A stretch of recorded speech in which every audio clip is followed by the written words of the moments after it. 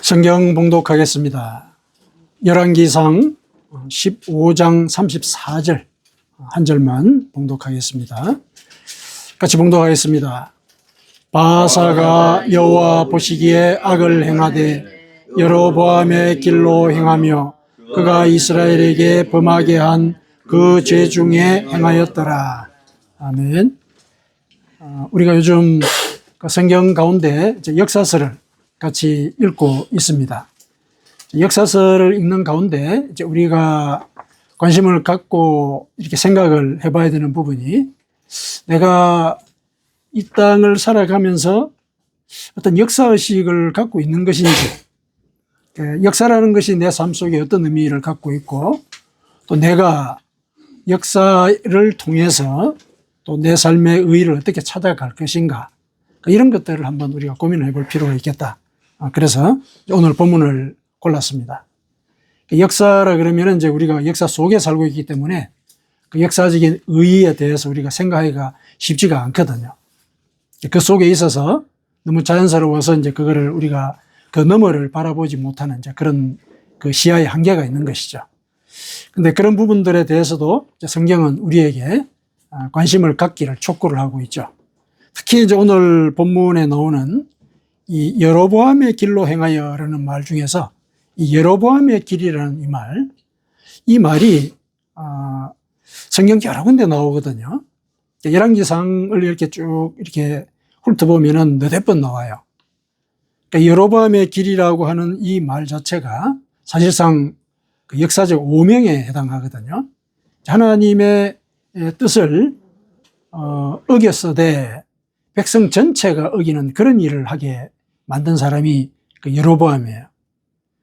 그래서 그 이후에 그 다른 왕들이 이 여로보암과 같은 일을 했을 때 그 왕이 이러이러한 잘못을 저질렀다, 이렇게 역사에 기록하지 않고 그 역사 기록자가 그 왕도 여로보암의 길로 갔더라, 이렇게 기록을 하는 거예요.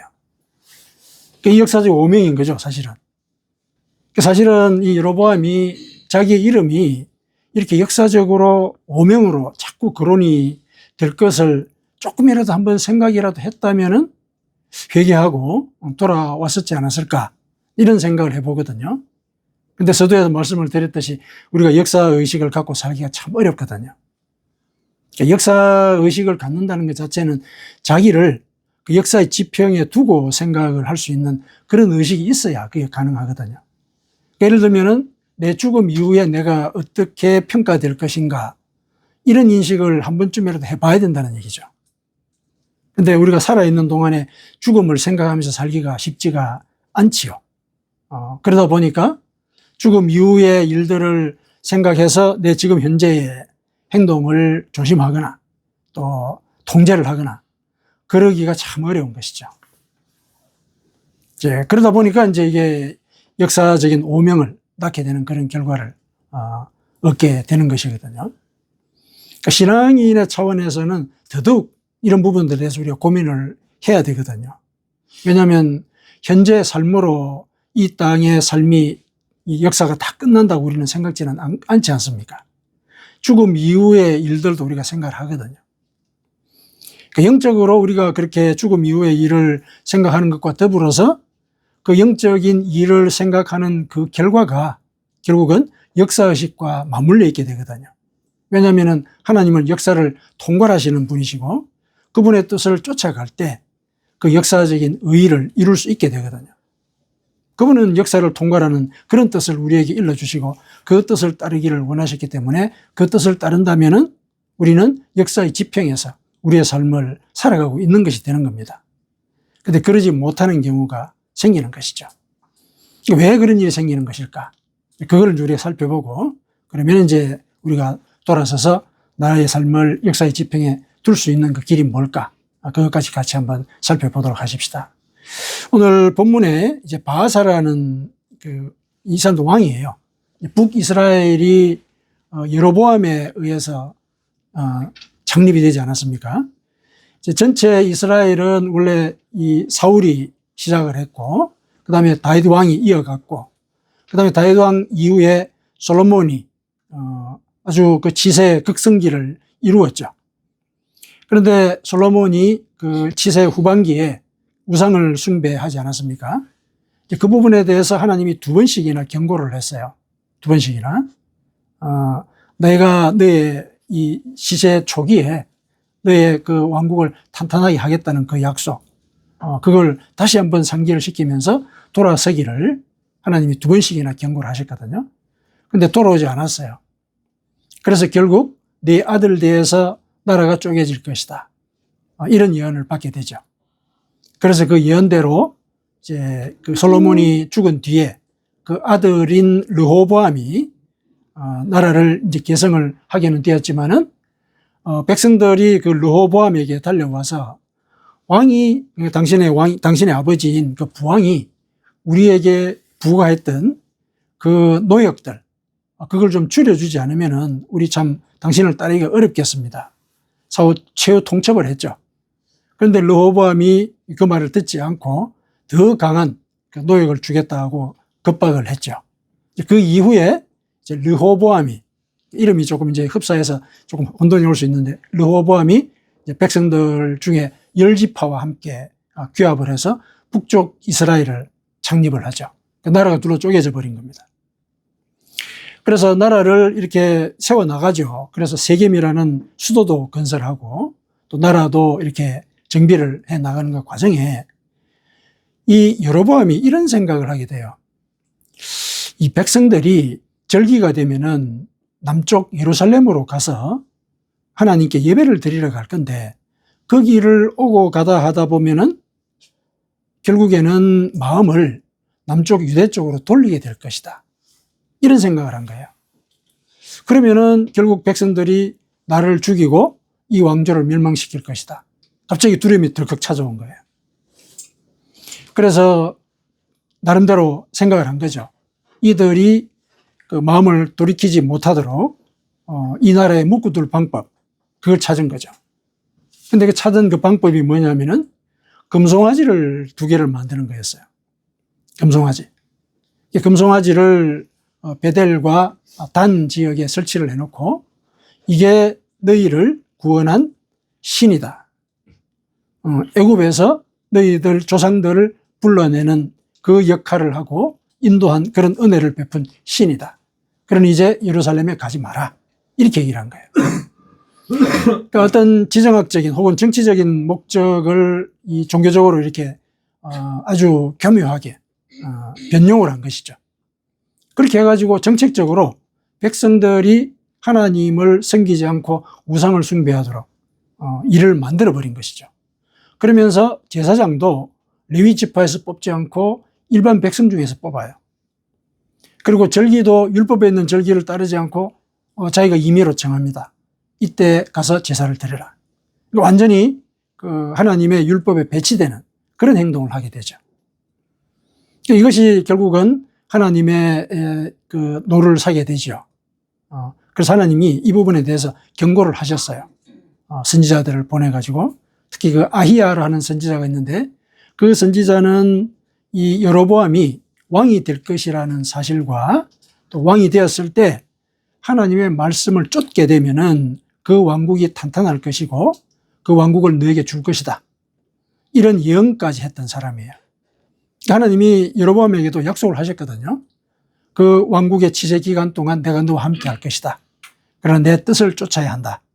그랬을 때는 네 왕국이 탄탄하고 그 왕국이 너희 것이 될 것이다. 너희 것이 된다는 것은 대대로 너 가문에서 왕이 나올 것이다. 이런 얘기죠. 근데 그런 약속을 주었음에도 불구하고 가만히 생각을 했을 때 내가 잘못하면은 죽겠다는 그 생각에 사로잡힌 거죠. 이 백성들이 예루살렘에 가서 예배를 드리다 보면은 마음이 그 예루살렘에 뺏기게 될 것이고 결국은 나를 죽이게 될 것이다. 이 생존의 문제에 매달리게 된 것이죠. 죽을지도 모른다는 이런 두려움. 그러니까 이 생존의 욕망이 이 여로보암을 사로잡은 것이죠. 그러니까 이 생존의 욕망이라고 하는 것이 굉장히 강하잖아요. 그러니까 이 생존의 욕망 자체가 결국은 하나님을 어기게 돼, 하나님의 뜻을 어기게 되는 이런 결과를 초래하게 한 것이죠. 여로보암의 경우에. 근데 그게 여로보암만의 문제는 아니죠. 우리가 생존의 문제가 눈앞에 있을 때는 참 하나님을 찾기가 어렵지요. 여러 가지가 볼 때. 신앙으로 이 무장이 되고 믿음이 견고하지 않은 경우에는 다 내 살 길을 찾죠. 내 뜻을 쫓고. 그리고 내 욕망을 쫓아갑니다. 내 욕망이 신이 되는 거죠. 욕망이 시킨 대로 하는 거니까 욕망이 신이 된다는 거죠. 그게 우상숭배거든요. 그러니까 내가 내 욕망을 섬기니까 사실은 내가 나를 신으로 섬기는 거죠. 내가 우상이 되는 거죠. 그러니까 생존의 욕망이 우리를 그렇게 만드는 겁니다. 그러니까 여로보암이 이제 그런 모습을 보여준 것이죠. 그러니까 이와 같은 행태가 계속 이제 지속이 되는 거죠. 정책적으로 그렇게 절기도 정하고, 그 다음에 제사 체계도 북이스라엘 나름으로 또 만들고 그렇게 했으니까. 그러니까 이런 일들이 그 다음 왕들에게서도 계속 이제 반복이 되는 가운데 이제 이 역사를 기록한 그 기록자는 이 행위가 이후 왕들에게 하나의 모본이 되었다는 거죠.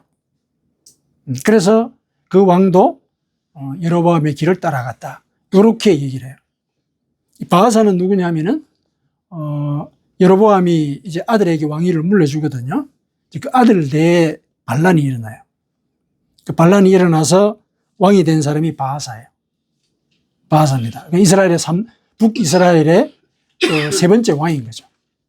근데 이 세 번째 이 왕도 하나님 보시기에 악을 행하였는데 그 내용이 뭐냐면 여로보암의 길로 갔다 이거죠.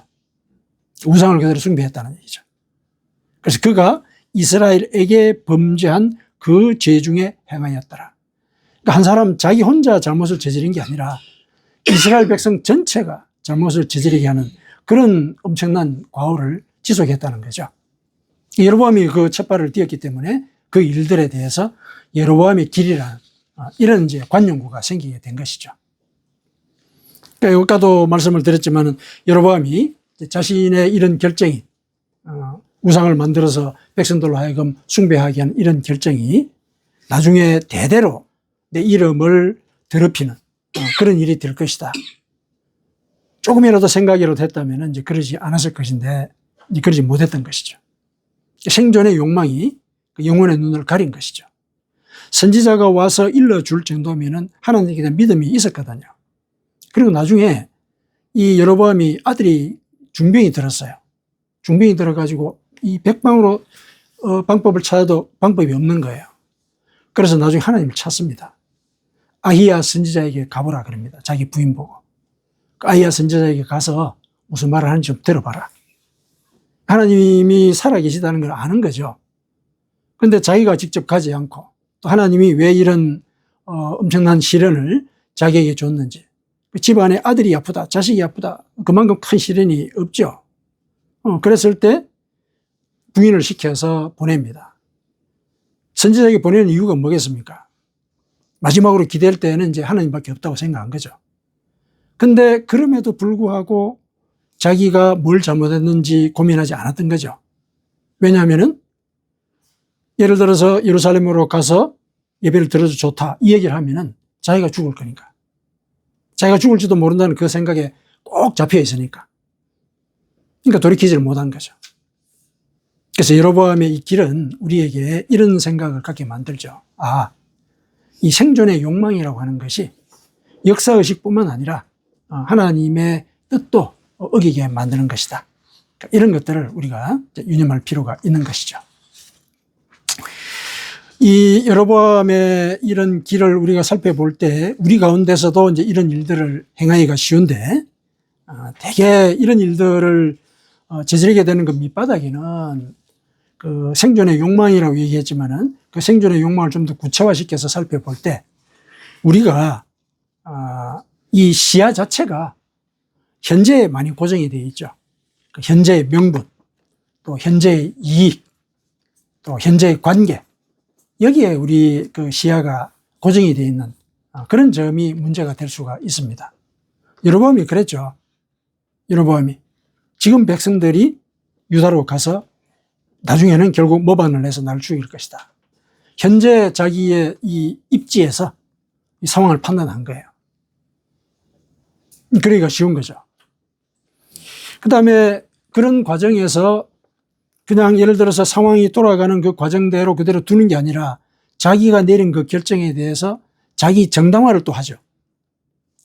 자기가 내린 그 결정이 옳다라는 그런 확신을 자기 스스로에게 줘야 또 자기 결정을 지속하지 않겠습니까? 여로보암도 그랬던 거죠. 정당화를 하는 거예요. 그러니까 현실적인 어떤 그런 결정을 내린 것에 대해서 합리적인 이유를 찾는 거예요. 그래서 자기의 결정이 흔들리지 않도록 만드는 거죠. 그렇게 해서 이제 그 일이 지속이 되는 거거든요. 그 다음에 또 결정적으로는 이런 문제도 있습니다. 어떤 문제냐면은 우리가 역사적인 평가에 대해서 사실상 관심을 또 못 가지게 만드는 가장 핵심적인 이유이기도 한데, 이 역사적인 평가라는 것 자체가 해석의 관점에 따라서 달라지는 거예요. 무슨 소리냐면은 오늘 악인이었다가 역사는 그 사람을 의인으로 평가하는 그런 경우도 생기는 거거든요. 오늘 지금 의인인데 역사는 이후에 악인으로 평가하는 그런 일들도 생겨요. 역사의 평가가 실은 모호한 거예요.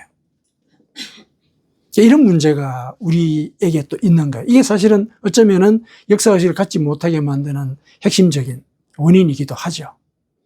물론 거기까지 우리가 생각하지 않는다 하더라도 앞서 두 가지 그 원인, 그 현실적인 시야, 그 다음에 그 시야를 정당화시키는 그런 논리, 이 두 가지만 하더라도 우리는 역사에 대한 의식을 갖지 못하죠, 사실은. 그렇게 해서 결국은 현실적인 결정을 밀고 나가다가 보면은 그 현실적인 그 밑바닥에 있는 생존의 욕구, 그 논리에 따라서 우리는 하나님도 내 마음대로 해석하게 되는 거죠. 하나님을 이용하게 되고. 그런 일이 여로보암의 길이라는 거죠. 여로보암의 길이라는 이 오명은 사실은 첫 출발이 그런 거예요. 내가 살고 싶은 거죠. 물론 어떤 면에서 보면은 내가 이 땅을 살아가면서 이 삶에 대해서 내가 책임을 져야 된다. 책임을 져야 된다. 그런 의식이 발로가 되어서 그런 결정을 했을 수는 있겠죠. 왜냐하면은 내 눈앞에서 해결책이 막막할 때 어떻게든 내가 방법을 찾아가지고 그 일을 헤쳐나가야 되니까, 그 난관을 헤쳐나가야 되니까. 삶에 대한 책임의식. 그것에 의해서 나는 결정을 내렸다라고 얘기할 수 있겠죠. 그리고 그 책임의식이 자기 정당화를 할 수 있는 동력이 되기도 해요. 그렇죠. 그러면서 이제 내가 내린 그 결정을 자기의 가치관으로 삼고 살아가게 되죠. 하지만 이제 하나님을 믿는 우리의 입장에서는 내가 내린 그 결정이 하나님의 뜻에 맞는가? 이걸 우리가 살펴봐야 되는 거죠. 왜 살펴봐야 되느냐? 말씀을 드렸듯이 하나님은 역사를 통괄하시는 분이시거든요. 과거와 현재와 미래 모두에 동일하게 진리이신 분이시거든요. 그래서 그분의 뜻에 내 현재 지금의 그 뜻을 이렇게 대비추어서 교정할 것 교정하고 또 고쳐야 될 것 고치면서 돌이킬 것 돌이키고 이렇게 하면서 살아가야 되거든요. 그게 믿음의 표현이지 않습니까? 그런 과정들을 우리가 놓치기 쉬운데 놓치게 만드는 그 이유가 이 생존의 욕구, 살아야 된다는 것. 그래서 현실에 집중하게 하고 그 현실적인 결정을 정당화하게 하고 이런 이 순환 고리 속에 계속 우리가 걸려들 수 있게 되는 것이죠. 그래서 이제 이런 여로보암의 길이라고 하는 이런 역사적인 오명을 결국은 뒤집어 쓰게 되는 거죠. 우리 자신을 이제 거기 한번 대입을 해보자는 것이죠. 그러니까 내가 예를 들어서 뭐 역사까지 거론할 것까지는 없더라도 내 자식 대해서 내 이름이 어떤 의미로 거론이 될까? 이런 거는 우리가 한번 생각해 볼 필요가 있습니다. 그 뭐냐면은 그런 의식 자체가 내 삶에 대한 어떤 그 무게, 내 삶의 어떤 가치, 그걸 내 스스로 생각해 보는 그런 과정이거든요. 나는 내 삶을 어떻게 살아가고 있는가? 그거를 확인할 수 있는 길은 내 자식이 내 이름을 어떤 의미로 들먹일까? 그거 생각을 해보는 거죠. 그거 이제 중요한 거죠. 우리가 신앙을 가진 사람의 입장에서. 그래서 내 이름이 어떻게 거론이 될 것인가. 그 거론되는 그 가운데 결국 우리가 중요하게 생각해야 될 거는 나는 내 존재를 어떤 품격을 가진 그런 존재로 생각하고 있는 것인지. 이제 고민을 하는 거죠. 그 다음에 어떤 결정을 내렸을 때 양심의 가책이 올 때가 있습니다. 그렇죠. 양심의 가책이 올 때가 있습니다. 그때는 양심을 따라야 되죠. 양심의 가책을 무시하는 경우는 생존의 욕구, 그 다음에 그 정당화하는 논리, 그게 강할 때 그러죠. 강할 때 양심의 가책도 합리화를 시켜버리죠. 그렇거든요. 근데 양심의 가책, 양심의 소리는 내 마음 깊은 곳에서 하나님이 들려주는 음성이거든요. 양심의 가책이 있을 때는 양심을 따르는 이런 결정을 내려야 되죠. 그 양심에 따르는 결정이 예를 들어서 나중에 어쩌면은 후손들에게 해를 끼칠 수도 있죠. 그런 결정들을 할 수가 있지 않습니까? 예를 들면은 독립투사들, 예전에 우리나라에서 독립투사들 재산 다 팔고 그 자식들 얼마나 고생을 합니까? 그 자식들은 아버지를 욕할 수도 있죠. 그렇죠. 관점에 따라서는. 그렇지만은 양심에 따라서 그런 결정을 내렸을 때는 결국 승복하고 이해하게 되는 그런 과정이 뒤에 따라오게 되거든요. 그러니까 양심의 문제, 이것도 우리가 고민을 해야 되는 것이죠. 내가 과연 양심이 나에게 자극을 줬을 때 양심을 따랐는가, 나의 정당화의 그 논리를 따랐는가, 그것도 이제 살펴봐야 되는 것이죠. 그 다음에 우리는 물적인 욕구만을 채우는 그런 존재가 아니죠. 의미를 찾는 존재이거든요. 나는 어떤 의미를 찾으면서 살아가려고 하는 것인가, 이것도 한번 살펴볼 필요가 있는 거죠. 나는 추구하는 그 삶의 의미가 무엇을 이렇게 그 인생의 목적으로 삼고 있는 것인지, 내 인생의 목적은 어떤 의미를 지향하고 있는 것인지, 그거를 한번 고민을 해볼 필요가 있습니다. 그 다음에 실은 우리가 유산을 남기고자 하는 그런 또 속성을 갖고 있지 않습니까? 우리는 문화를 누리면서 그 문화 속에서 문화를 창출하고 또 전달하는 그런 능력을 가진 존재거든요. 그러니까 내가 가진 그 유산이 자식들에게도 전해지기를 바라는, 내 속한 공동체가 나 때문에 좀 더 나은 삶을 살게 되기를 원하는 그런 마음들이 다 있다고요. 과연 나는 이제 그렇게 그런 생각을 갖고 어떤 결정을 하는 것인지, 이제 그거 우리가 살펴봐야 되는 것이죠.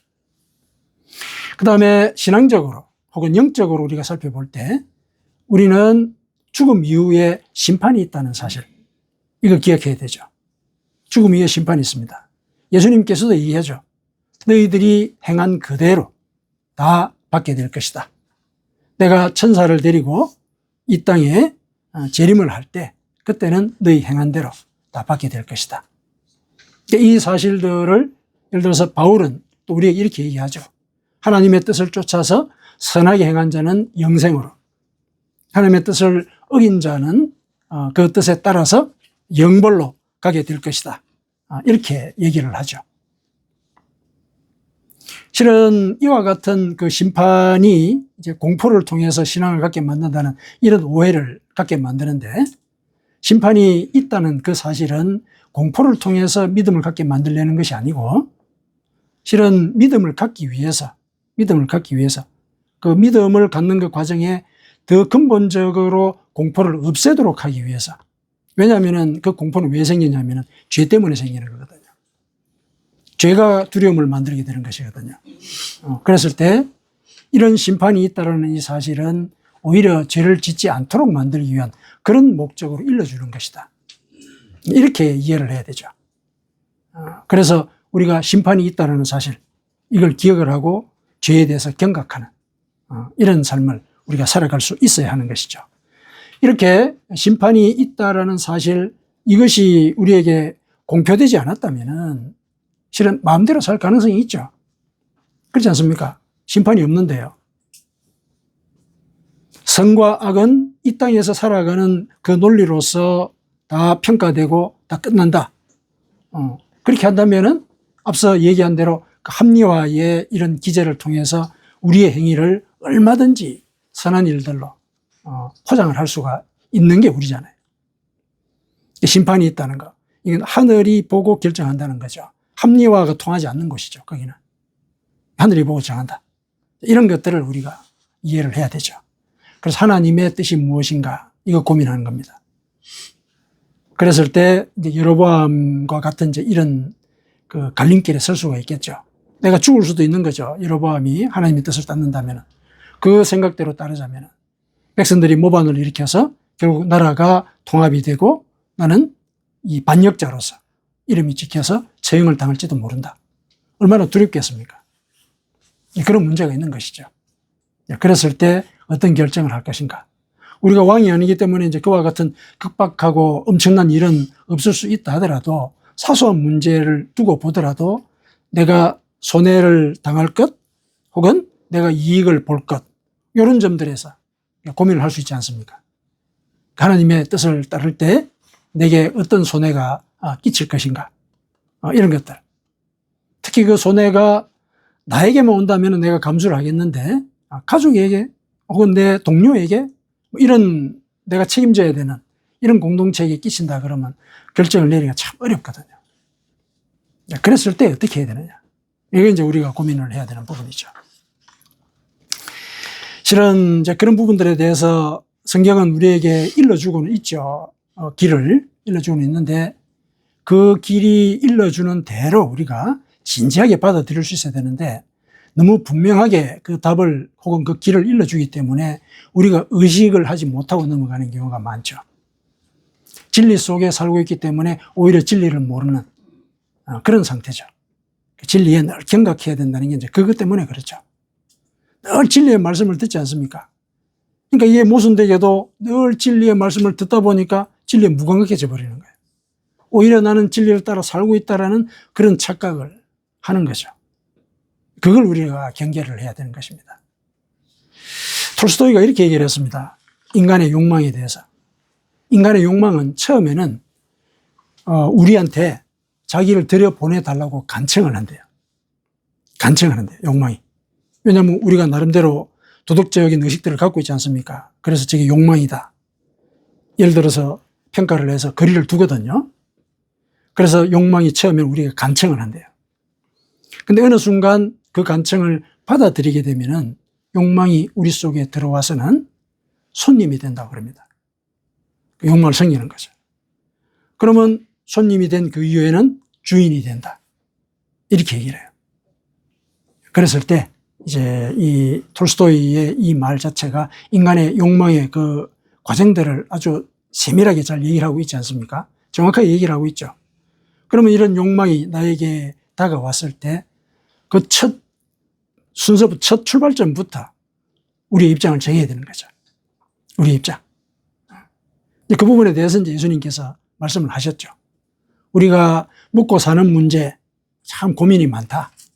먹고 사는 문제, 그걸 단순히 먹고 사는 문제 그거로만 얘기를 한다면은 뭐 이렇게 쉽게 얘기할 수 있을지는 몰라도 먹고 사는 문제라는 건 결국 생존과 관련되어 있다.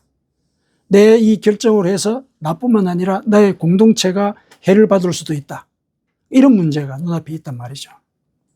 그랬을 때 하나님은 얘기를 하시죠. 먼저 그의 나라와 그의 의를 구해라. 먼저. 그러니까 순서가 그거예요. 먼저 고민을 해보라는 얘기예요. 이 결정에 대해서. 하나님의 나라에 맞는 결정인지, 또 하나님의 그 의로우신 그 뜻에 이 결정이 맞는 것인지, 이거 먼저 고민해 보라는 얘기죠. 그렇게 할 때 이 모든 것을 너희에게 더하실 것이다. 마태복음 6장 33절에 예수님께서 얘기를 하셨죠. 이 말을 우리가 암기하고 있고 또 그 말의 뜻도 알고 있잖아요. 자주 들었죠. 근데 막상 예를 들어서 내 발등에 불이 떨어졌을 때 내가 어떻게 하고 있는지 그거 우리 돌아봐야 되는 거죠. 그런 훈련이 나의 삶을 그 역사 의식을 가진 그런 삶으로 만들어가는 거죠. 하나님의 뜻을 따르는 게 역사의식을 갖고 사는 거예요. 왜 그러냐? 하나님은 역사를 통괄하신 그 뜻을 우리에게 일러주셨기 때문에 그런 것이죠. 그래서 그분의 뜻을 따르는 것이 역사의식을 갖고 사는 것이고, 예수님의 말씀을 빌리자면은 반석 위에 집을 짓는 것이죠. 그래서 만일 예를 들면 우리가 시간에 매여 있는 존재이기 때문에 우리가 손해를 볼 수는 있습니다. 해를 당할 수도 있고 고난을 당할 수도 있습니다. 그러면 우리는 고민하는 거죠. 이게 하나님의 뜻입니까? 욥이 하나님께 항의했던 거, 우리가 하나님께 할 수 있는 일이죠. 욥은 하나님을 사실상 법정 용어로 얘기를 하면 기소를 했어요. 아니, 인간을 이렇게 만들어 놓고 이렇게 가혹하게 다루신다는 게 말이 됩니까? 욥기 10장에 그렇게 하나님께 얘기를 합니다. 항의를 하죠. 감히 어떻게 우리가 그럴 수 있겠냐 싶지만은 그 정도까지 이 급박한 지경에 내려간 거죠. 왜냐? 자기는 하나님 뜻대로 살았거든요. 하나님 뜻대로 살았는데 게다가 이 인간을 당신이 만들어 놓고 이렇게 가혹하게 나를 처벌하시는 게 말이 됩니까? 이렇게 이제 항의를 하는 거죠. 나름대로 자기는 또 명분이 있기는 하죠. 거룩하게 살았으니까. 혹시 이제 우리가 그럴 수도 있죠. 거룩하게 살려고 노력하는 그런 과정이 있기 때문에.